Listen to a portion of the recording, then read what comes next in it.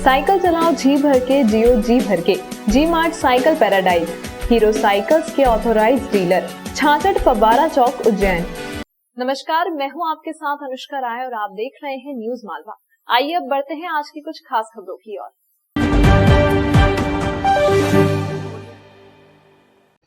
उन्हेल के नजदीक मालीखेड़ी गांव में सोमवार को ग्रामीणों का वैक्सीनेशन करने पहुंची स्वास्थ्य कार्यकर्ताओं की टीम पर हमले के पीछे की असली वजह सामने आ गई है।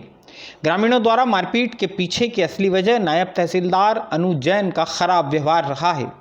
आरोप है कि नायब तहसीलदार अनु जैन ने गांव वालों को टीका नहीं लगाने पर राशन बंद कर देने, बिजली काट देने और गिरफ्तार कर लेने जैसी धमकियां दी थी। गांव वालों को समझाने और उन्हें टीके के फायदे बताने के बजाय धमकियां देने की वजह से ही गांव वाले गुस्सा हुए थे। मालीखेड़ी में स्वास्थ्य कर्मियों की टीम पर हुए हमले के बाद पुलिस ने गांव के 10 लोगों के खिलाफ सरकारी कामकाज में बाधा डालने का अपराध दर्ज किया है। 2 लोगों को गिरफ्तार भी किया गया है, जबकि दूसरी तरफ से गैर जिम्मेदार काम करने वाले किसी भी सरकारी कर्मचारी के खिलाफ कोई एक्शन नहीं लिया गया है। गांव के भोले भाले या कम पढ़े लिखे लोगों से कैसे डील करना है, इतना बेसिक तो अधिकारी को आना ही चाहिए था। आप खुद ही सुनिए तहसीलदार के व्यवहार पर ग्रामीण क्या प्रतिक्रिया दे रहे हैं। हमारे घर बैठे थे 2 जने, मियाँ बीबी 2 जने बैठे थे हम घर। तहसीलदार गाड़ी आई, डॉक्टर की गाड़ी आई, आके हमारे घर के सामने खड़ी रख दी। खड़ी रखने बोले कि दोनों जने को टीके लगाओ। टीके लगाने में हमने मना कर दिया।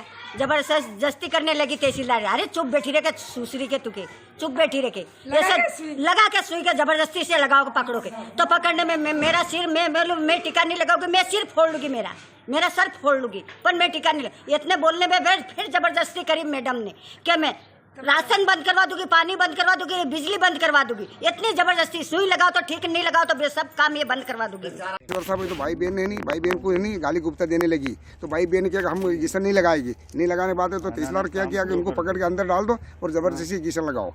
तो साहब इनके में बात हुआ। तो जिसके बाद मेरे को बुलाया साहब, तो वो मैं समझाया। तो मीडियम साहब आए, बड़े साहब आ गए, तो बड़े साहब ने समझाया। तो जिसके बाद हम 4 जने ने इंजेक्शन लगवाए और 4 जने कोई औकात नहीं करे, हम 4 जने ने इंजेक्शन लगा ले साहब। सीधी वहाँ बीच में रुक गई और जैसे 2-1 औरतें खड़ी थी वहाँ पे, तो वो औरतें के साथ में उन्होंने बोला कि टीका लगाओ।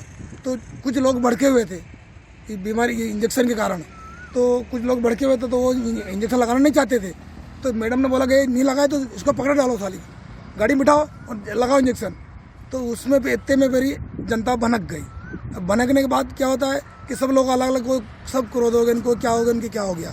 तो उसके बाद में फिर वो मैडम उतर गई, उसको मारने की धमकी दी औरत को। तो वो बात के लिए फिर लोग को भ्रम पैदा हो गया, फिर इकट्ठे हो गए। कोई इधर से आया, कोई औरतें, बाल बच्चे सब इकट्ठे। ये लोग कुछ हमारे लोग अनपढ़ भी है, पढ़े लिखे भी नहीं है, कुछ इतना ज्ञान भी नहीं था सर। तो जबरदस्ती फिर वो जबरदस्ती कारण में ये तहसीलदार मैडम के कारण में ये हादसा हुआ। मालीखेड़ी में हुए झगड़े की एक और वजह भी है। स्वास्थ्य विभाग की टीम के साथ पंचायत की सहायक सचिव रेशमा कुरैशी के पति शकील कुरैशी का साथ होना। शकील कोई सरकारी कर्मचारी नहीं है। सरकारी टीम के साथ वह किस हैसियत से लोगों को डील कर रहा था। शकील पर हमला करने वाला शख्स मालीखेड़ी गांव का निवासी ही नहीं था, वह पासलोद गांव का रहने वाला है। शकील पर हुए हमले के बाद उससे जुड़े लोगों ने गांव में आतंक फैलाने की कोशिश की। ये लोग मोटरसाइकिलों पर लाठी डंडे लेकर गांव में घूमे, इन पर कोई एक्शन नहीं लिया गया। दरअसल सोमवार को मालीखेड़ी गांव में जो कुछ भी हुआ उसमें सबसे बड़ी गलती खराब व्यवहार की है। एसडीएम और सीएसपी भी इस गांव में पहुंचे थे। उन्होंने समझाइश का रास्ता निकाला, टीकाकरण शुरू करवाया। आम लोगों को धमकाने के बजाय यदि समझाइश से काम लिया जाता तो यह नौबत ही नहीं आती।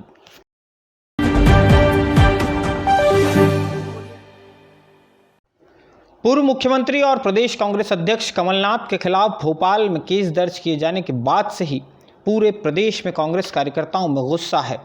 जिस समय लोगों की जान बचाना प्राथमिकता होनी चाहिए, ऐसे वक्त में भाजपाई कमलनाथ का पुतला जला रहे हैं। कांग्रेसी शिवराज सिंह चौहान का पुतला फूंकने के लिए पुलिस से पंगे ले रहे हैं। मंगलवार को भी कांग्रेस के कार्यकर्ताओं ने शहर में 3 जगहों पर सीएम शिवराज सिंह चौहान का पुतला दहन किया।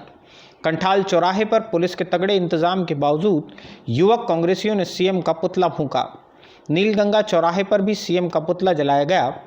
देवास गेट पर कांग्रेस नेत्री नूरी खान की अगुवाई में सीएम का पुतला जलाया गया। तीनों ही जगहों पर कांग्रेस कार्यकर्ताओं की पुलिस के साथ छीना झपटी और धक्का मुक्की हुई। सोमवार की शाम भाजपाइयों ने भी शहर में अलग अलग जगहों पर कमलनाथ के पुतले जलाए थे।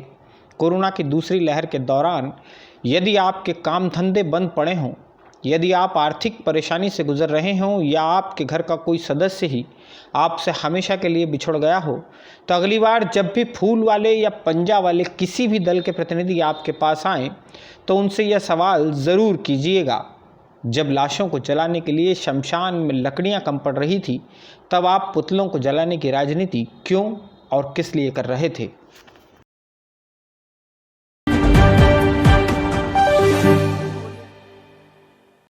मंगलवार को ही शहर में एक और विरोध प्रदर्शन हुआ।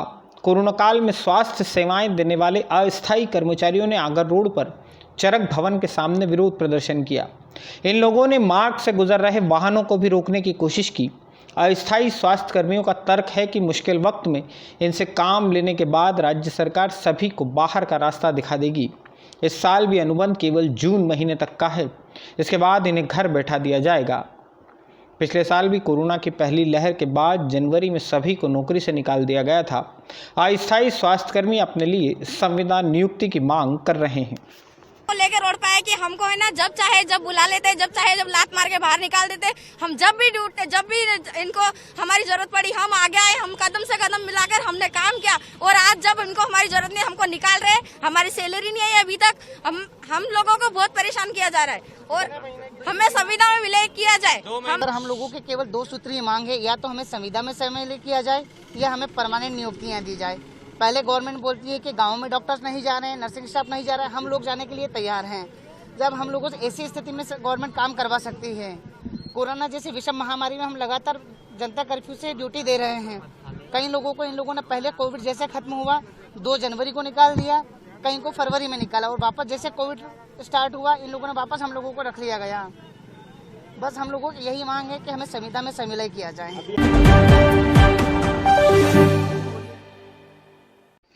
चक्रवाती तूफान यास के कारण पश्चिम रेलवे ने रतलाम मंडल से होकर गुजरने वाली पुरी जोधपुर ट्रेन के एक फेरे को निरस्त कर दिया है। पुरी से 26 मई को चलने वाली गाड़ी संख्या 02093 निरस्त रहेगी। इसी तरह जोधपुर से 29 मई को चलने वाली 02094 ट्रेन भी नहीं चलेगी। यह गाड़ी रतलाम मंडल के नामता और उज्जैन से होकर गुजरती है। इसी तरह इंदौर से चलकर उज्जैन होते हुए हावड़ा जाने वाली शिप्रा एक्सप्रेस को भी मंगलवार को निरस्त कर दिया गया। इस गाड़ी से जिन भी यात्रियों के टिकट कंफर्म थे, रेलवे उनके टिकट की पूरी रकम वापस लौटा रही है।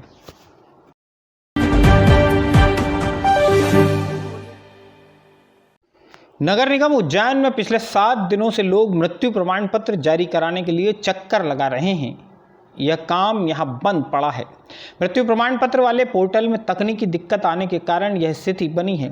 पिछले 7 दिन की अवधि में नगर निगम में ऑनलाइन और ऑफलाइन तकरीबन 500 आवेदन किए गए हैं। नगर निगम के कर्मचारी प्राप्त आवेदनों को रजिस्ट्रार जनरल व सेंसस कमिश्नर कार्यालय से संचालित जन्म व मृत्यु पोर्टल पर इंद्राज करते हैं। इसी CRS पोर्टल से मृत्यु प्रमाण पत्र जारी होता है। पिछले 7 दिन से यह पोर्टल केवल शाम 7 से सुबह 7 बजे के बीच ही काम कर रहा है। रात में पोर्टल चलने के कारण नगर निगम उज्जैन का ऑपरेटर पोर्टल पर आवेदनों को इंद्राज नहीं कर सका था। 2 दिन पहले इसका रास्ता निकाला गया। ऑपरेटर को एक लैपटॉप इशू किया गया। इसके बाद उसने घर से ही पोर्टल पर आवेदनों को इंद्राज किया। एक समस्या खत्म हुई तो दूसरी सामने थी। नगर निगम के जन्म मृत्यु प्रमाण पत्र कार्यालय का प्रिंटर खराब हो गया। जैसे तैसे इस समस्या से भी निजात पाई गई। अब कुछ मृत्यु प्रमाण पत्र प्रिंट तो किए गए हैं, लेकिन इनका वितरण अभी भी नहीं हो सका है।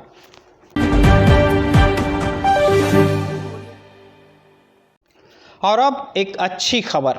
मक्सी रोड स्थित पुलिस ट्रेनिंग सेंटर में बनाए गए विक्रमादित्य क्वारंटाइन सेंटर में 65 लाख रुपए की लागत से लगाए गए ऑक्सीजन प्लांट को मंगलवार से शुरू कर दिया गया है। मंगलवार को उच्च शिक्षा मंत्री डॉक्टर मोहन यादव, सांसद अनिल फिरोजिया व अन्य प्रमुख लोगों की उपस्थिति में प्लांट चालू किया गया। इस क्वारंटाइन सेंटर में फिलहाल 200 कोरोना संक्रमित मरीज भर्ती किए जा सकते हैं। ऑक्सीजन लाइन शुरुआत में 70 बेड तक रहेगी, बाद में इसे सभी बेड तक उपलब्ध कराया जाएगा। यहाँ ऑक्सीजन प्लांट शुरू करने के लिए 56 लाख रुपए की मशीनें लगाई गई हैं, जबकि 9 लाख रुपए इसके इंस्टॉलेशन में खर्च हुए हैं। उच्च शिक्षा मंत्री डॉक्टर मोहन यादव ने इसके लिए 25 लाख रुपए विधायक निधि से दिए हैं। समाज सेवा के क्षेत्र में अग्रणी उज्जैन वाले ग्रुप ने भी 10 लाख रुपए की सहायता की है। विधायक पारस जैन ने 1 लाख रुपए दिए हैं। उज्जैन के अन्य समाज सेवियों ने भी इस काम में दिल खोलकर मदद की है।